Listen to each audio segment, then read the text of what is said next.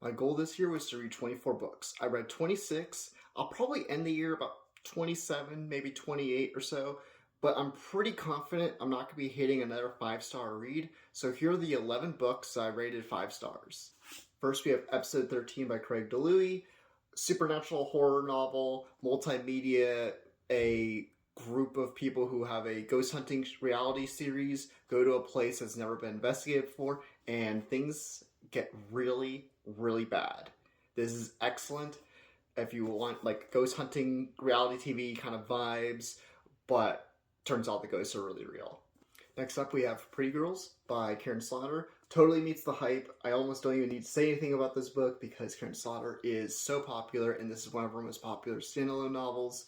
But two sisters, troubled past, things get brought up after something traumatic happens to one of them, and they go down this horrible, horrible cycle of some really dark crimes that are happening that they go down to get the bottom of. This is really excellent, really, really dark, really thrilling, great characters, very dynamic, and very flawed women main characters. This was excellent, totally meets the hype. Speaking of hype, we have quite a few that are going to be very hyped up. The Shuddering by Anya Alborn. She has so many books that are really popular of her whole bibliography. This is one of her more popular books, although probably not the S tier that people typically talk about. But if you want a good creature feature, very isolated, wintry vibes of these people go to this cabin. You know, it's their family home, or was their family home, and so before it gets sold off and whatnot, the brother and sister reunite with some friends and have a nice weekend. Some monsters ruin the weekend. Really thrilling, really brutal. Speaking of hyped, Matt Cassidy's Nestlings. Very paranoia thriller with vampires, very unique twist on vampires. I really enjoyed this. A couple, they've had a really rough year and they move into a new apartment and things are not right there, especially with their newborn baby. Really loved this. Matt Cassidy, I will be reading more of his books, absolutely. Now, while I will be doing a separate video for my all-time favorite books that I read this year, this will absolutely be on there. Mayfly by C.J. Lead was awesome. I see this all over TikTok and whatnot, and super popular. And basically American Psycho, but instead of taking place in Wall Street, it takes place at like Disneyland and features a woman main character. Maeve is such a insane, evil character who I really, really love, and CJ Lee does an amazing job on making me feel for this person who is extremely unhinged and really violent and brutal. I loved it.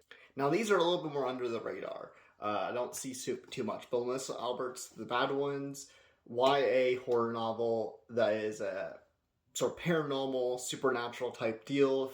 A bunch of people in this town go missing, one of which is this girl's estranged best friend, and she tries to investigate what is really happening. Really cool, like investigative, sort of paranormal horror novel, but then it gets into some really crazy territory towards the second and third act. Speaking of under the radar, Meg Kramer's Amora Awakened. This is her debut novel. This is a YA urban fantasy novel. Very big Harry Potter vibes, just set in America and not written by a Nazi. This follows Amora, who discovers she has the powers of a witch. Witches are very known in this universe, but are very marginalized people. She ends up going to San Francisco to attend this big magic school, sort of like their Hogwarts, sort of style. And she's just trying to make her way through and stay in school, but also there's some other stuff going on here, and there's a little bit of a conspiracy that kind of gets thrown in there into the mix. And this was very delightful, surprisingly a lot deeper and more serious than I expected it to. Really outstanding debut by Meg Kramer, because I'm not the target audience for this book, and I loved it, and I will be reading every book that comes out. And one of my all-time favorite books series of this year. I read all 4 books of The Tales from the Gas Station by Jack Townsend. I really loved these. I've been talking about them all year. I'm only holding the first book, but all 4 books are 5 stars for me. Creepypasta, very funny, full of heart, a lot of emotional moments, surprisingly, and just has everything you could possibly want, all wrapped up in a single series. Follows this guy named Jack Townsend. Yes, that's the name of the author. He works at a gas station just outside of a small town, and a lot of weird stuff happens in the town, but specifically at the gas station. And he gets wrapped up in a very big and epic journey that involves saving the world. And that's all I can really say because a billion things happens in this series. Each book is just jam-packed with so much stuff. It's absolutely wild, hilarious, and will absolutely, actually, surprisingly make you cry, even though you think this is too silly. No way I will emotionally be devastated at any point, but you know, you will. So those are the books that I rated 5 stars. I will be doing a separate list to talk about my all-time favorite books I read this year, and hopefully I can get in 1 or 2 books. But hey, make sure you like, comment, favorite, all that stuff, and follow.